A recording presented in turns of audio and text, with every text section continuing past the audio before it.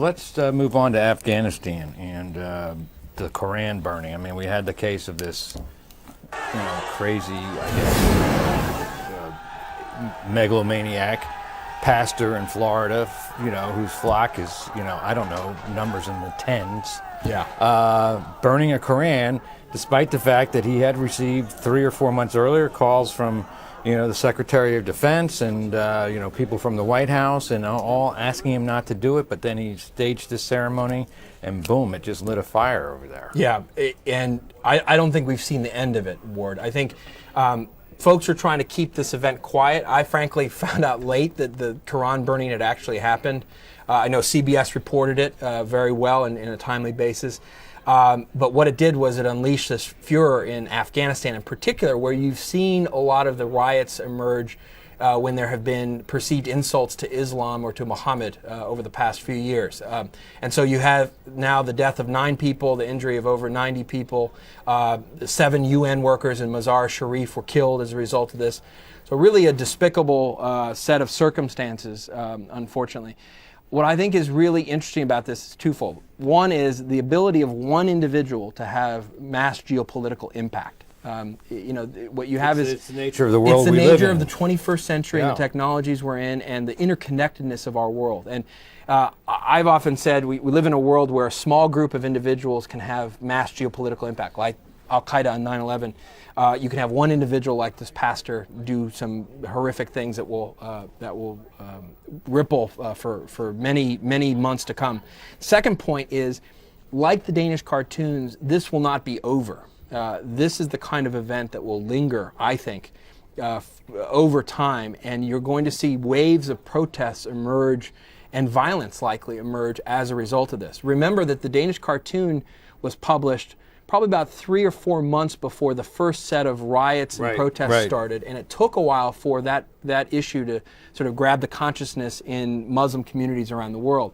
It also unleashed a whole host of terrorist plots that were fortunately later disrupted, including one with David Headley out of Chicago with Lashkar-e-Taiba and Huji to attack in Denmark. And so these are the kinds of events that galvanize extremists, that give them fodder to bring people out into the streets, and will serve as motivation to crazies who want to blow people up. And so this is an event that we need to keep our eye on, because it's not just what happens in Afghanistan this week, but it'll fester and unfortunately pop up over time. Okay, 2 devil's advocates like questions on this. Yeah. So, I was surprised watching the Sunday morning talk shows that David Petraeus had sent a note to apparently each one of the hosts, asking them to convey his outrage at the burning and the United States' complete condemnation of it.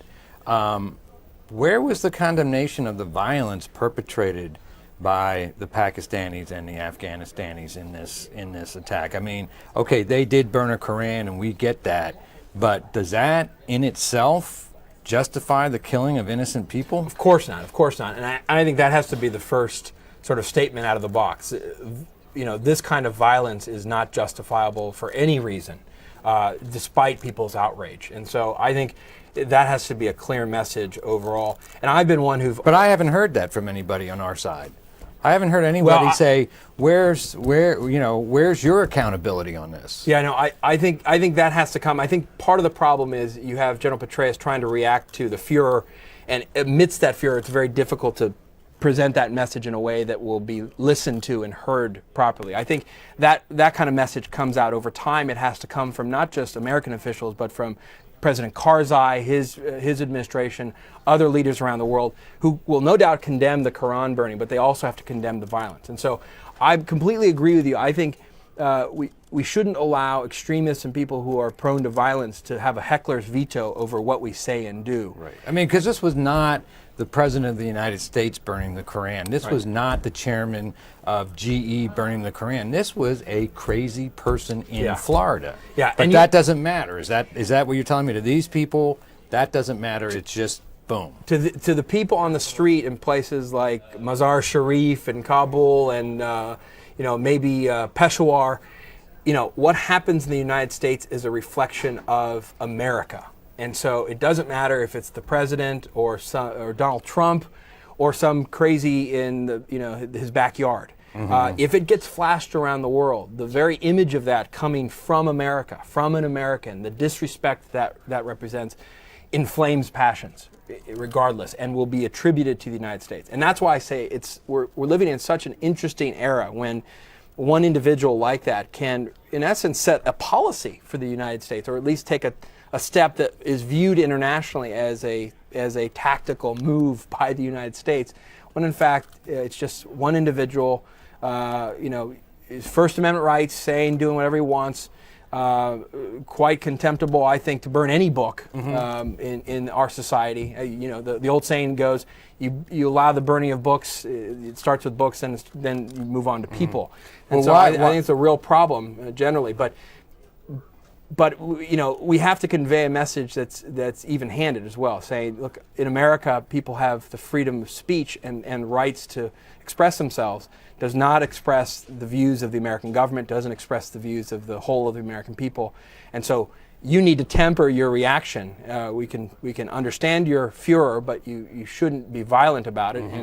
And unfortunately, when you're talking to masses and trying to convey messages halfway across the world, that's very difficult. Now, let me ask you this, though. The old phrase, you don't get to yell fire in a crowded theater, right? He knew very well, this preacher down in Florida, that this was going to incite something. And he was probably told that it would incite violence, but he did it anyway. Are there no national security laws under which he could be arrested?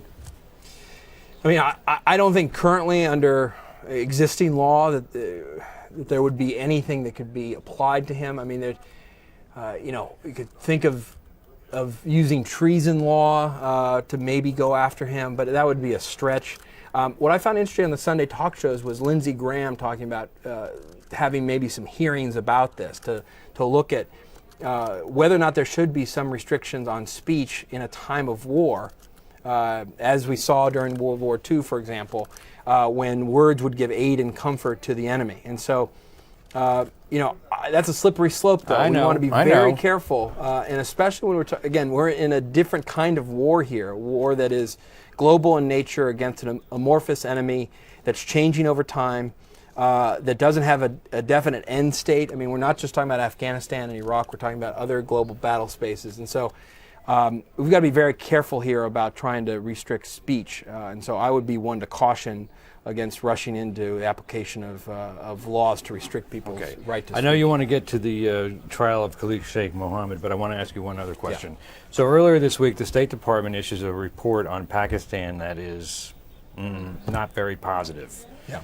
And I guess it was earlier this year they assassinated the only Christian member of the sitting cabinet.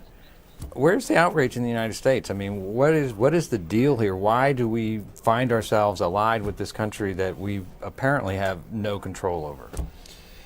Well, you don't have allegiances. And I know you weren't expecting this. No, it's okay. No, but you don't have allegiances with countries simply because you can control them. I think Pakistan presents probably the most difficult foreign policy challenge for the U.S. For many of the reasons you've described.